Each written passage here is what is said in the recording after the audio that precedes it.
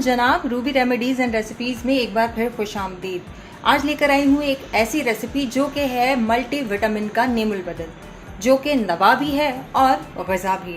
तो ज़्यादा वक्त ज़ाया ना करते हुए जल्दी से आपको बताती हूँ पंजीरी की बहुत आसान सी रेसिपी जो कि हर किसी के लिए है बेहद मुफीद। सबसे पहले मैंने ले लिया है यहाँ पर गुड़।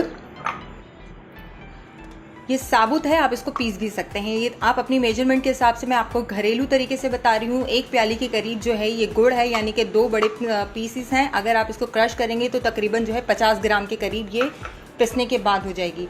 सबसे अहम चीज़ जो हमें इसके लिए चाहिए वो है फूल मखाने। फूल मखाने भी तकरीबन 1 प्याली भरकर मैंने ले लिए हैं। ये है नारियल पिसा हुआ, जो कि मैंने साबुत लिया था, इसे मैंने क्रश कर लिया है। आप पिसा हुआ नारियल भी ले सकते हैं। ये आधी प्याली के करीब है और मेजरमेंट के हिसाब से 25 ग्राम के लगभग करीब होगी। इसके साथ ले रही हूँ तकरीबन 1 प्याली भरकर आप लीजिएगा। मैंने इसमें से आधे निकाल लिए हैं। ये है खुश्क मेवाजात, जिसमें है बादाम, पिस्ते और थोड़े से अखरोट। 1 प्याली भर कर लीजिएगा मिक्स करके। इसकी कोई ख़ास मेजरमेंट नहीं बता रही हूँ, आप अपने हिसाब से बादाम, पिस्ते और अखरोट ले सकते हैं। 1 प्याली भरकर हो जाएगी तकरीबन 100 ग्राम के करीब। ये है तकरीबन 25 ग्राम के करीब आपका गोंद। गोंद मैंने थोड़ी सी बारीक वाली ली है, इसमें मोटी भी आती है, इसे इस्तेमाल करेंगे। 25 ग्राम गोंद के बाद ये मैंने आधे मेवे जो है निकाल कर पीस लिए हैं और आधे साबुत रखे हैं। आपको भी ऐसे ही करना है। 100 ग्राम मेवे में से आधे निकाल कर पीस लेने हैं और आधे जो है हम वो साबुत इस्तेमाल करेंगे। थोड़े से नारियल, किशमिश आपके पास काली और दूसरी दोनों तरह की अवेलेबल है, तो आप दोनों इस्तेमाल कीजिएगा। मैंने इसके अंदर एक तरह की किशमिश को इस्तेमाल कर लिया है। साथ में ले लिया है 2 से 3-4 मैंने इलायची का पाउडर बना लिया है, सब हरी इलायची का। और ये है आपके पास अगर हींग मौजूद ना हो तो उसका नेमुल बदल है सोन का पाउडर। इसके बाद मैंने ले लिया है 1 प्याली के करीब गंदम का आटा। ये है बेसन, ये भी मैंने 1 प्याली के करीब बेसन ले लिया है। इसके साथ हम इस्तेमाल करेंगे देसी घी। होममेड है, बहुत आसानी से तैयार किया हुआ है। इसका लिंक आपको डिस्क्रिप्शन बॉक्स में मिल जाएगा। टाइम ज़ाया ना करते हुए जल्दी से सबसे पहले करते हैं गुड़ से चाशनी तैयार। 1 लीटर के करीब आपने पानी शामिल कर लेना है। इसे हम पकाकर थोड़ा सा गाढ़ा, लेकिन बहुत गाढ़ा नहीं, इसकी चाशनी तैयार कर लेंगे। साबुत गुड़ इसके अंदर शामिल कर रही हूँ। टेस्ट के हिसाब से आपको कितना मीठा और कितना कम मीठा पसंद है उस हिसाब से भी आप इसमें शामिल कर सकते हैं।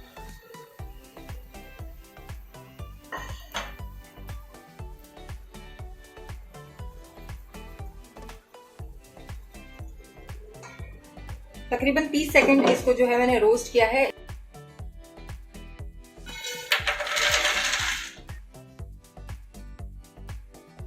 तीस से 40 सेकंड इसे रोस्ट करने के बाद मैंने आप चेक करिएगा, जो आपके ड्राई फ्रूट्स हैं इनका कलर थोड़ा सा डार्क होना शुरू हो जाएगा। जैसे ही ये इस कंडीशन में आएंगी, इन्हें भी आप साइड पर ठंडा होने के लिए रख दीजिए। 2 से 3 चम्मच देसी घी डाल रही हूँ इसमें करेंगे रोस्ट हम गोंद को।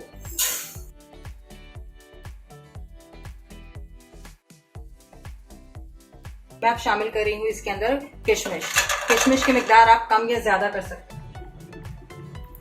चलिए जी, किशमिश भी देखें पूरी तरह से फूल गई है, दुगनी मिकदार में हो गई है फूलकर। इसे हम मजीद रोस्ट नहीं करेंगे। जैसे ही इतनी फूल जाए आप इसको साइड पर ठंडा होने के लिए रख दीजिए। कटी हुई नारियल है, इसको रोस्ट करेंगे। इसके अंदर ये बादाम, पिस्ते और मेवा वगैरह जो मैंने मिक्स करके इसको पाउडर बनाया था। 2 चम्मच ले रही हूँ सौंफ, इसे भूनूंगी।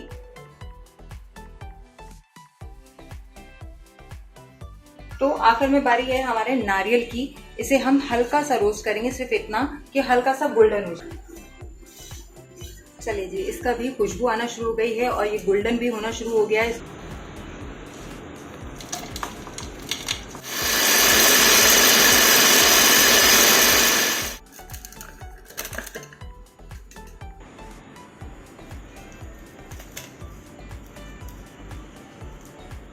आप जो है इलायची पाउडर ले सकते हैं। 2 चुटकी के करीब आप हींग पाउडर इस्तेमाल करेंगे। इसके अंदर मैं शामिल करने जा रही हूँ गंदम का आटा और जो है बेसन।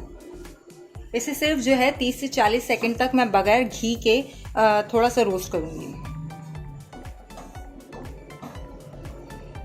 तो हमारे आटे और बेसन को हमने अच्छी तरह से 8 मिनट तक हल्की आंच पर भून लिया है। इसकी बहुत अच्छी खुशबू आना शुरू हो जाएगी, इसका कलर थोड़ा सा गोल्डन होना शुरू हो जाएगा। तो आपने इस वक्त इसको फ़ौरन जो है एक बर्तन में शिफ्ट कर देना है ताकि ये पैन की हीट से जो है मज़ीद गोल्डन ना हो। आपने आधा कप जो है वो आधी प्याली आधा कप देसी घी अच्छी तरह से इसको थोड़ा सा गरम कर लेना। जैसे ही घी थोड़ा सा गरम होगा इसके अंदर हम सौंठ का पाउडर और जो है इलायची पाउडर शामिल कर देंगे। सारी चीज़ों को एक बार भून कर साइड पर रख लेने से ये होगा कि जब पंजीरी की तैयारी का टाइम आएगा तो ये बहुत जल्दी, बहुत 10 से 15 मिनट के अंदर जो है बन जाती है। सारा टाइम जो है आटे की भुनाई और आपके ड्राई फ्रूट्स के रोस्ट होने के ऊपर होता है और उनको क्रश करके रखने के ऊपर होता है। तकरीबन जो है आपका आधे पौने घंटे के अंदर पंजीरी तैयार हो जाती है। जैसे ही इसके अंदर आपको इलायची की खुशबू आना शुरू हो जाएगी तो हम इसके अंदर अपना रोस्ट किया हुआ बेसन और आटा शामिल कर देंगे।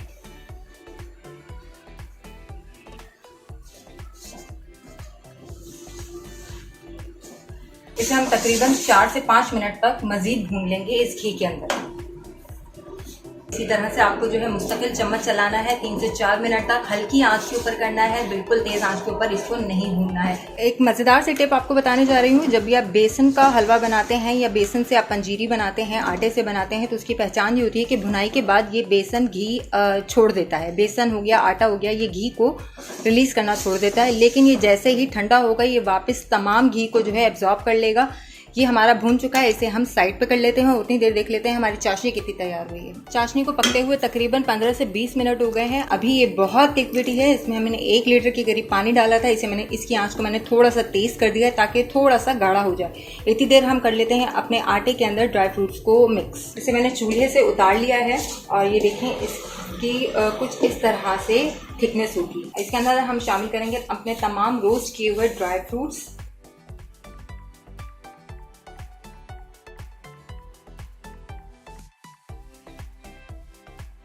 तो जनाब अब हमारी चाशनी भी बिल्कुल तैयार है और ये हमें इस तरह से चाहिए। एक तार से मुराद ये है कि देखें सारा पानी इसका नीचे गिरने के बाद बिल्कुल एक दाना मोती मोती जो है ये बन रहा है चम्मच के ऊपर। तो हमें इसी कंडीशन के ऊपर जो है अपने गुड़ के पानी को, गुड़ की चाशनी को उतार लेना। तो हम अपनी तैयार की हुई चाशनी को इसके अंदर शामिल कर देंगे। चूल्हा आप हल्का सा ऑन कर दें नीचे। अगर ये आपको गाढ़ा लगता है तो आपको इसको सिर्फ 2 से 3 मिनट तक ही जो है ज़्यादा पकाना होगा। ये देखें जैसे ही मैंने इसके अंदर शीरा डाला है ये अपने आप जो है वो गाढ़ा होना शुरू हो गया है। गुड़ जो है वो फौरन ठंडा होना शुरू हो जाता है, इसलिए मैंने हल्का सा बिल्कुल छोटा सा दम की आंच पर जो है चूल्हे को ऑन रखा हुआ है। अब ये गाढ़ा होना शुरू हो गया है तो मैं चूल्हे को कर दूंगी बंद। कितनी मज़ेदार खुशबू है इसकी कि मेरा तो दिल चाह रहा है मैं गरम गरम ही इसको टेस्ट करूं, लेकिन ये इतनी गर्म होगी कि अभी खाई नहीं जा सकती। इसको हम थोड़ा सा ठंडा होने के लिए रखेंगे, उसके बाद हम इसको टेस्ट करेंगे। इसकी मैं प्रेजेंटेशन, इसका मैं लुक आपको दिखाऊंगी। ये बिल्कुल मिक्स हो गया है। मैंने इस तरह की जो है खुली परात ले ली है। इसके अंदर मैं अपना तैयार किया हुआ पंजीरी को जो है मैं इसके अंदर शामिल कर दूंगी। मैं मोटी टुकड़ियाँ नहीं बनाना चाहती, इसलिए मैंने इसको इस तरह से स्मूथ कर लिया है ताकि सही से अच्छी सी इसकी पंजीरी का लुक आ जाए। बहुत ज़्यादा मैंने इसको मोटा नहीं करना है। तो इसके ऊपर हमारे रोस्ट किए हुए जो हमने थोड़े से साबुत ड्राई फ्रूट्स रखे थे वो शामिल कर दीजिए। इसे हम मैक्सिमम जो है 1 से 1.5 घंटे का रेस्ट देंगे, उसके बाद इसको हम करेंगे कट।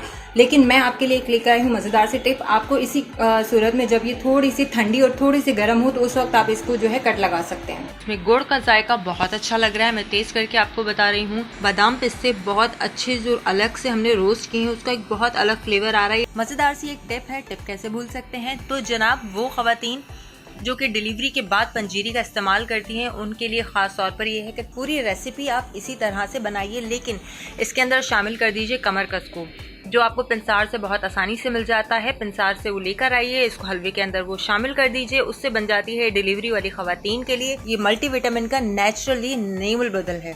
तो इसे आप बनाइए, अपने घर में रखिए, आप खुद खाइए, अपने बच्चों को खिलाइए। जिस्मानी दर्द से, हर तरह के तकलीफ से और एनर्जी के लिए सबसे अच्छा है, एनर्जी को बूस्ट करता है। अपनी दुआ में याद रखिएगा। मज़ीद अच्छी और दिलचस्प सी रेमेडी और रेसिपीज़ देखने के लिए देखते रहिए रूबी रेमेडीज़ एंड रेसिपीज़।